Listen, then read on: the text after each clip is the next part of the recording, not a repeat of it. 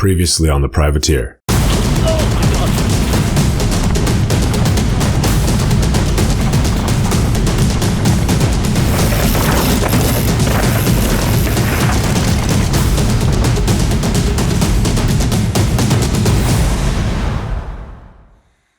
Adam is in Finale Ligure, Italy for the last round of the Enduro World Series.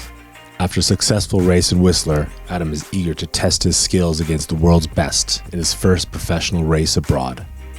Thursday here, we're about to do practice tomorrow, first day of practice.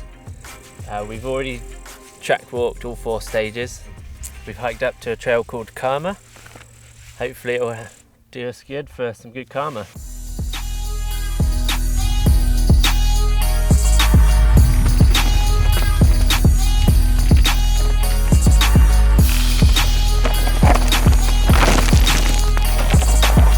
No pressure at all.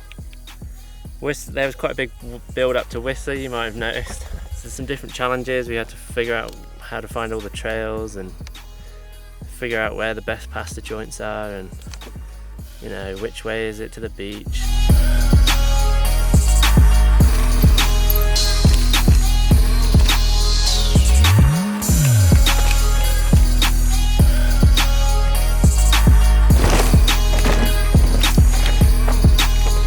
The hardest thing we found over the last couple of days is how to pay for parking. It took us an arduous 2 hours and 2 Italian men to finally pay for the full amount.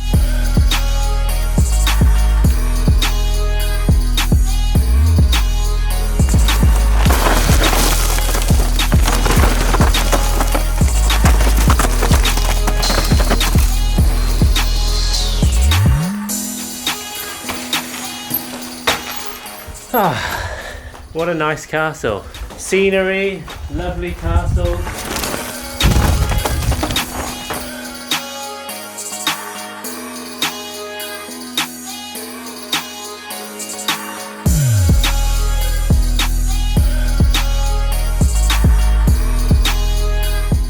Yeah, we just got down from a trail called Karma and it was like pretty tight, pretty good bit of riding.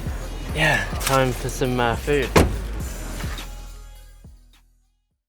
It's practice day, and Adam is heading out to shuttle with Scott rider Remy Absalon. The race will take place over 52 kilometers of rough, rocky terrain in a single day, so there's lots of ground to cover. Do you think you've seen a difference with the level of competition? There is always some top riders, but now the main thing is there is lots of top riders and even in the top 40 guys are super fast and fit and even the beginners in the local race everybody trains, so it's now a real sport and everybody train to be faster and if you are maybe a top 10 rider on the World Series and you do just a small mistake, you can be 50, 60. Unfortunately, there was, just before I was about to go, there was a chap there that had a huge injury and a huge gash on his arm, and he ended up breaking some fingers and doing some pretty damage, but he got helied out and there was a course closed for a couple of hours there. And then I dropped in and I got the first section pretty good. And then I dropped into the second section.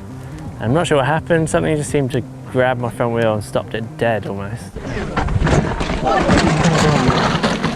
I went over the bars pretty big and it's pretty disorientating because I went over the bars and then I sort of did a 180 and you sort of flipped and hit my head a bit as well. And my bike kind of landed on my back and I just could push it out of the way and then walked down the track a bit more and and I soon went to grab the handlebar and realised straight away that my hand was pretty painful. And as soon as I started walking back up the hill, that was obviously when I realised I wasn't going to be riding because I couldn't ride then, so chances of it, Perth, I've got it,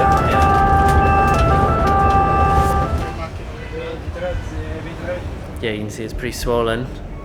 Definitely feels broken. Well, they thought it might be fractured originally, the radiologist thought so. and then the orthopedics guy said there wasn't one. So, but as you can see, it's like pretty puffed up. There's no way I can ride with that. It's kind of, yeah.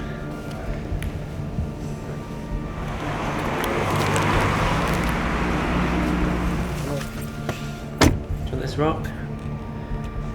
It's stuck in there, isn't it? Should peel it out. Oh.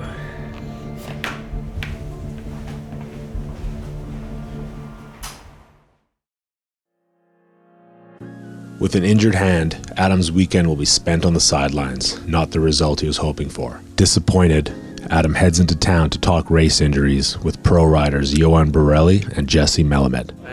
What bad. Yeah. So fucking hell, people missed you and then boom, that's it.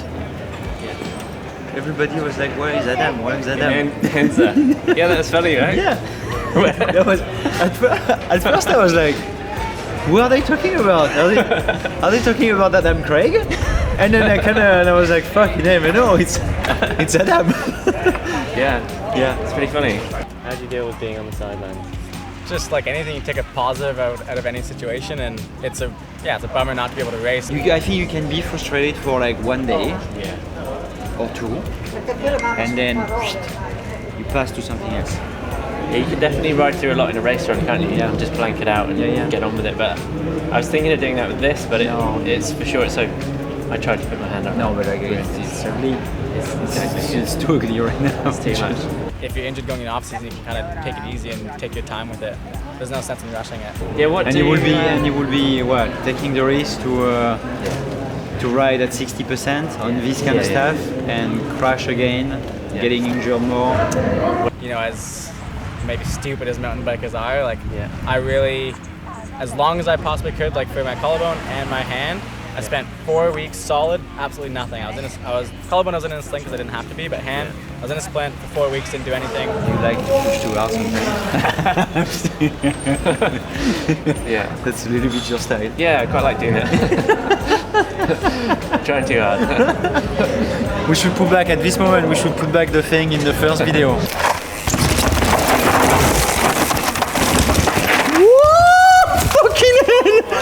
Were you actually pushing too hard when you crashed? Super frustrating. I wasn't trying to go fast. You went. Break a window. Break a window, Yeah, with your head. Bam! You want to make sure you get a proper diagnosis. Like when I did my crash last year here, I went and all the first scans and everything, there was nothing wrong. Yeah. And I was like, there's no way, I'm in so much pain. Yeah. And then I told them to do it again, and I ended up with like 6 broken bones. Oh my God. And I was like, okay. And then as soon as I could try to get on a bike, I got on a bike. Right, So I did everything, just didn't push it at all for as long as I could. And then I ramped it up really quickly. And so it's just letting the body do its thing. For sure. Taking time to recover.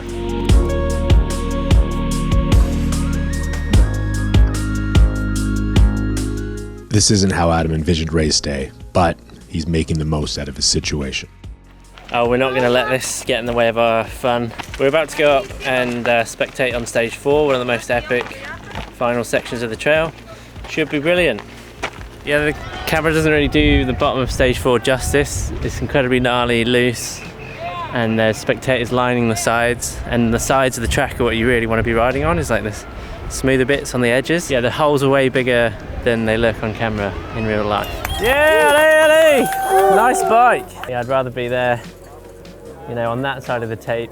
You know, we're a couple of feet away, I can see it, but I'm just not going to be there. Yeah, I'm having a great time. I've been training for this. I've spectated before, not shy of spectating. I know what to do, I know what I'm doing. I flew down there.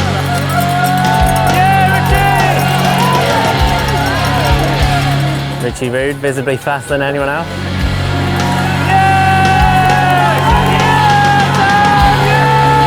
It was amazing spectating, watching everyone come down. Those last top 30 riders are visibly faster than everyone else, and it's really good to see that, and this really puts a nice close on the 2018 season. Adam's time in Italy is coming to an end. Before packing up, he meets with his trainer Todd Shumlick for a final reflection on the season. You were technically a much better rider than you were physically and mentally.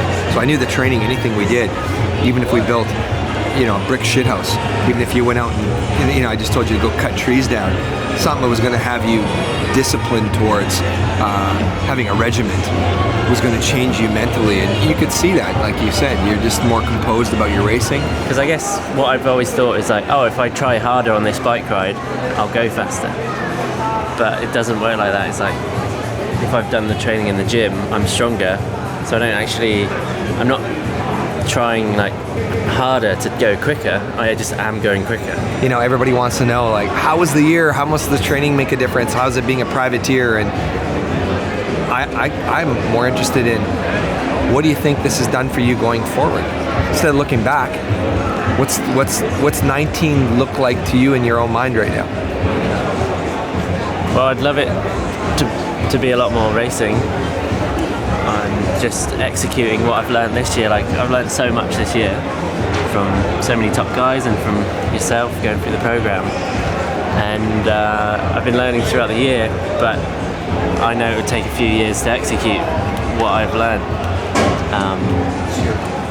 So you've kind of got like a bit of a understanding of the kind of the discipline it takes, because you didn't say like next year, you said it's going to take a few years. It takes years, doesn't it? Now you got a bunch of information and you're like, now I want to get out there and do more with that information. It's been an awesome year of racing and filming for me. I've always wondered what the biggest differences are between an amateur and professional athlete. Managed to learn a lot of things this year which had never occurred to me. I often thought that maybe if I tried harder at the next race, I might be able to put it together and get a better result, but I noticed a bit of a plateau in my results over the last few years, and I realised I really need to make some big changes to what I was doing. This year I was able to pick the brains of some of the best riders in the sport. Some of the biggest things I learned this year were things like hamstring mobility, maybe stretching once every so often would help. Running some softer tyre pressures. Analysing the trail and track walk can make a massive difference, particularly if you're able to find lines which avoid holes and help keep you composed throughout your race run. Hopefully you can find lines which save you energy and time in the process. Staying relaxed is a massive thing, like not rushing into sections and messing up and trying to carry speed the whole way down the trail. And yeah, it's one thing just riding for fun, and then it's something else riding with intent and focus in a race run. Yeah, I made a lot of progress this year over the last 7 months under the circumstances, and experienced an array of highs and lows. So I'm really looking forward to applying what I learned this year in 2019, and yeah, until next time.